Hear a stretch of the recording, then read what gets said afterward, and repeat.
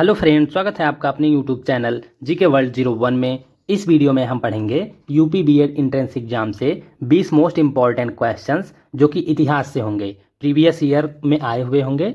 वो क्वेश्चन हम करेंगे। ये पार्ट 1 है। इस पार्ट में हम 20 इंपॉर्टेंट क्वेश्चंस करेंगे। इसके पहले भी हमने अर्थशास्त्र से 5 पार्ट कराया है। अगर आपने वो नहीं देखा है तो जाके चैनल की प्लेलिस्ट में देख लीजिए। तो चलिए शुरू करते हैं पार्ट 1 क्वेश्चन नंबर 1 से। क्वेश्चन नंबर 1, निम्नांकित में कौन सुमेलित नहीं है? आपको बताना है इनमें से कौन सा सुमेलित नहीं है। Option A Alamgirpur Uttar Pradesh, option B Lothal Gujarat, option C Kalibangan Haryana, option D Ropar Punjab. तो सही आंसर हो जाएगा आपका ऑप्शन सी कालीबंगा हरियाणा। ये आपका सुमेलित नहीं है। बाकी आलमगीरपुर उत्तर प्रदेश में है, लोथल गुजरात में है, रोपड़ पंजाब में है। तो आपसे पूछा है कि कौन सा सुमेलित नहीं है? कालीबंगा। कालीबंगा राजस्थान में है, ना कि हरियाणा में, इसलिए आपका सही आंसर हो जाएगा ऑप्शन सी। कालीबंगा राजस्थान के हनुमानगढ़ जिले का एक प्राचीन एवं ऐतिहासिक स्थल है। यहाँ सिंधु घाटी सभ्यता के महत्वपूर्ण अवशेष मिले हैं। कालीबंगा एक छोटा नगर था। यहाँ एक दुर्ग मिला है। नेक्स्ट क्वेश्चन हो जाएगा आपका क्वेश्चन नंबर 2, शिवाजी के समय में सबसे छोटी प्रशासनिक इकाई कौन सी थी?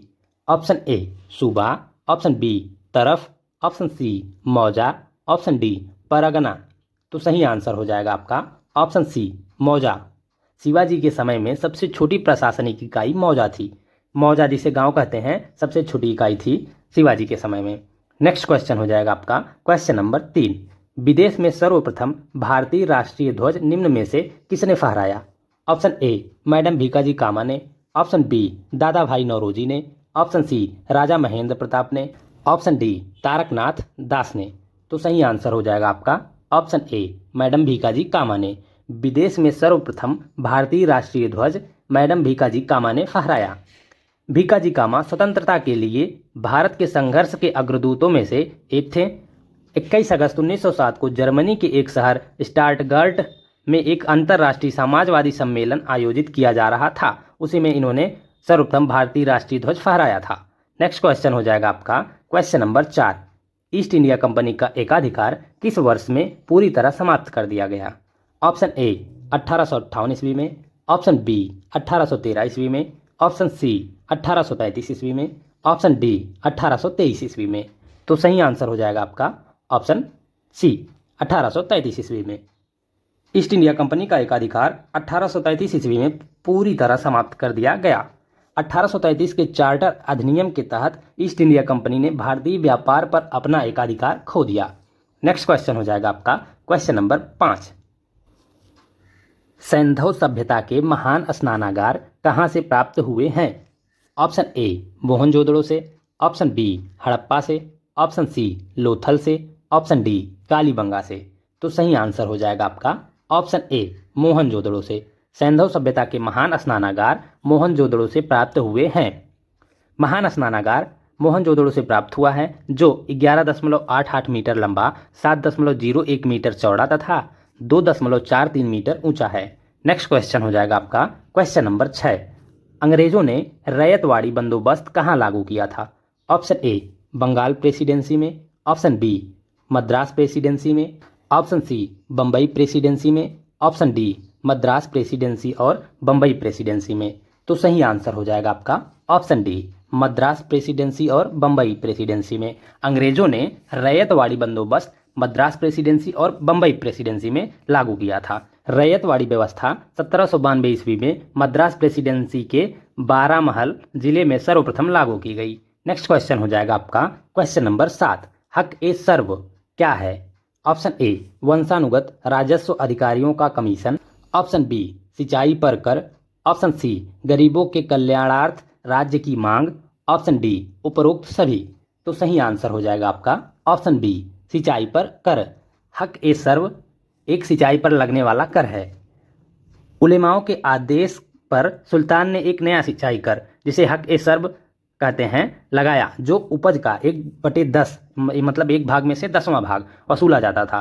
संभवतः फिरोज तुगलक के शासनकाल में लगान उपज का 1/5 मतलब एक भाग में से 5वां भाग से 1/3 मतलब 1/3 भाग होता था।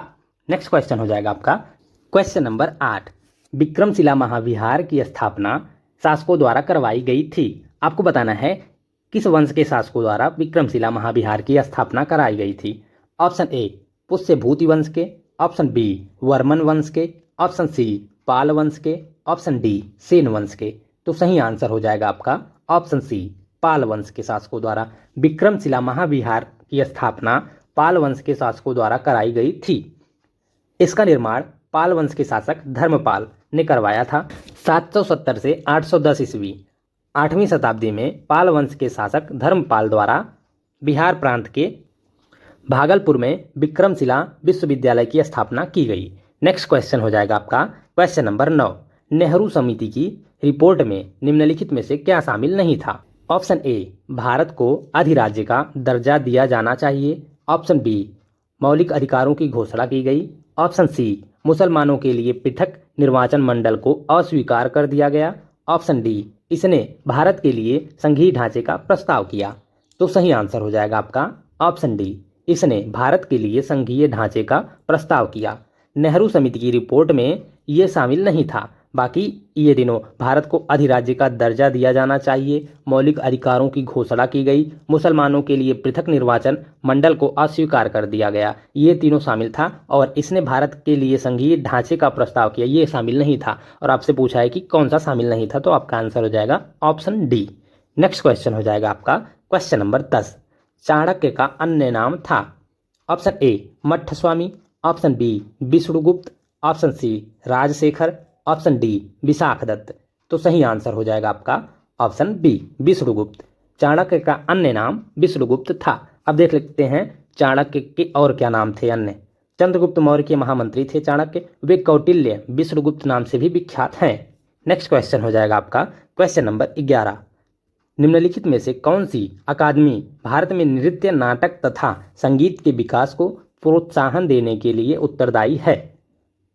ऑप्शन ए संगीत अकादमी, ऑप्शन बी ललित कला अकादमी, option C Sahitya Akademi, option D national school of drama. तो सही आंसर हो जाएगा आपका ऑप्शन ए संगीत अकादमी। संगीत अकादमी भारत में नृत्य, नाटक तथा संगीत के विकास को प्रोत्साहन देने के लिए उत्तरदायी है। नेक्स्ट क्वेश्चन हो जाएगा आपका क्वेश्चन नंबर 12। किस वैदिक ग्रंथ में मंत्रों और देवताओं की प्रार्थना का संग्रह है? ऑप्शन ए ऋग्वेद में, ऑप्शन बी यजुर्वेद में, ऑप्शन सी सामवेद में, ऑप्शन डी अथर्ववेद में है, ये अथर्ववेद है। तो सही आंसर हो जाएगा आपका ऑप्शन ए ऋग्वेद में। ऋग्वेद में मंत्रों और देवताओं की प्रार्थना का संग्रह है। नेक्स्ट क्वेश्चन हो जाएगा आपका क्वेश्चन नंबर 13। वार्षिक पुष्कर मेला कहाँ आयोजित होता है? ऑप्शन ए पंजाब में, ऑप्शन बी उत्तर प्रदेश में, ऑप्शन सी राजस्थान में, ऑप्शन डी हिमाचल प्रदेश में। तो सही आंसर हो जाएगा आपका ऑप्शन सी राजस्थान में। वार्षिक पुष्कर मेला राजस्थान में आयोजित होता है। नेक्स्ट क्वेश्चन हो जाएगा आपका क्वेश्चन नंबर 14। किस स्थान से हड़प्पा सभ्यता से संबंधित पक्की मिट्टी का हल मिला है? ऑप्शन ए बनवाली से, ऑप्शन बी नागेश्वर कब्रिस्तान से, ऑप्शन सी लोथल से, ऑप्शन डी कोट दीजी से। तो सही आंसर हो जाएगा आपका ऑप्शन ए बनवाली से। बनवाली से हड़प्पा सभ्यता से संबंधित पक्की मिट्टी का हल मिला है। नेक्स्ट क्वेश्चन हो जाएगा आपका क्वेश्चन नंबर 15। सिंधु घाटी सभ्यता में अग्नि पूजा किस स्थान पर खोजी गई अग्निवेदी से सिद्ध होती है? Option A Surkotada, option B Alamgirpur, option C Kalibangan, option D Chanhudaro. तो सही आंसर हो जाएगा आपका ऑप्शन सी कालीबंगा। सिंधु घाटी सभ्यता में अग्नि पूजा कालीबंगा पर खोजी गई अग्निवेदी से सिद्ध होती है। नेक्स्ट क्वेश्चन हो जाएगा आपका क्वेश्चन नंबर 16। विशाखदत्त के प्राचीन भारतीय नाटक मुद्रा राक्षस की विषय वस्तु है? ऑप्शन ए प्राचीन हिंदू जनश्रुति के देवताओं और राक्षसों के बीच संघर्ष के बारे में, ऑप्शन बी एक आर्य राजकुमार और एक कबीलाई महिला की प्रेम कथा के बारे में, ऑप्शन सी दो आर्य कबीलों के बीच सत्ता के संघर्ष की कथा के बारे में, ऑप्शन डी चंद्रगुप्त मौर्य के समय में राज दरबार की दुरभिसंधियों के बारे में। तो सही आंसर हो जाएगा आपका ऑप्शन डी चंद्रगुप्त मौर्य के समय में राज दरबार की दुरभिसंधियों के बारे में। विशाखदत्त के प्राचीन भारतीय नाटक मुद्रा राक्षस की विषय वस्तु चंद्रगुप्त मौर्य के समय में राज दरबार की दुरभिसंधियों के बारे में है। नेक्स्ट क्वेश्चन हो जाएगा आपका क्वेश्चन नंबर 17। भारत में मोहम्मद गौरी ने किसको प्रथम अक्ता प्रदान किया था? ऑप्शन ए ताजुद्दीन यल्दौज को, ऑप्शन बी कुतुबुद्दीन ऐबक को, ऑप्शन सी शमसुद्दीन इल्तुतमिश को, ऑप्शन डी नसीरुद्दीन कुबाचा को। तो सही आंसर हो जाएगा आपका ऑप्शन बी कुतुबुद्दीन ऐबक को। भारत में मोहम्मद गौरी ने कुतुबुद्दीन ऐबक को प्रथम अक्ता प्रदान किया था। नेक्स्ट क्वेश्चन हो जाएगा आपका क्वेश्चन नंबर 18। स्वतंत्र भारत के प्रथम मंत्रिमंडल में केंद्रीय शिक्षा मंत्री कौन थे? Option A Gulzari Lal Nanda, option B Sardar Baldev Singh, option C Maulana Abul Kalam Azad, option D C D Deshmukh. तो सही आंसर हो जाएगा आपका ऑप्शन सी मौलाना अबुल कलाम आज़ाद। स्वतंत्र भारत के प्रथम मंत्रिमंडल में केंद्रीय शिक्षा मंत्री मौलाना अबुल कलाम आज़ाद थे। नेक्स्ट क्वेश्चन हो जाएगा आपका क्वेश्चन नंबर 19। महात्मा गांधी ने वर्ष 1930 ईस्वी में सविनय अवज्ञा आंदोलन का आरंभ कहाँ से किया था? ऑप्शन ए सेवाग्राम से, ऑप्शन बी दांडी से, ऑप्शन सी साबरमती से, ऑप्शन डी वर्धा से। तो सही आंसर हो जाएगा आपका ऑप्शन बी दांडी से। महात्मा गांधी ने वर्ष 1930 ईस्वी में सविनय अवज्ञा आंदोलन का आरंभ दांडी से किया था। सविनय अवज्ञा आंदोलन की शुरुआत गांधी के प्रसिद्ध दांडी मार्च से हुई थी, जो कि 12 मार्च 1930 को शुरू हुई थी। नेक्स्ट क्वेश्चन हो जाएगा आपका क्वेश्चन नंबर 20। किस शहर में अशोक के शिलालेख नहीं है? ऑप्शन ए गिरनार में, ऑप्शन बी कंधार में, ऑप्शन सी पाटलिपुत्र में, ऑप्शन डी टोपरा में। तो सही आंसर हो जाएगा आपका ऑप्शन ए गिरनार में। गिरनार में अशोक के शिलालेख नहीं है, कंधार में भी है, पाटलिपुत्र में है, टोपरा में भी है। Thank you guys for watching. इस वीडियो में हमने यूपी बीएड एंट्रेंस एग्जाम के प्रीवियस ईयर के क्वेश्चन जो कि इतिहास से थे, हमने 20 मोस्ट इंपॉर्टेंट क्वेश्चंस किया है पार्ट 1। इसके नेक्स्ट पार्ट में भी हम 20 बहुत ही इंपॉर्टेंट क्वेश्चंस करेंगे पार्ट 2। तो वीडियो में कंटिन्यूअस बने रहिएगा and thank you for watching.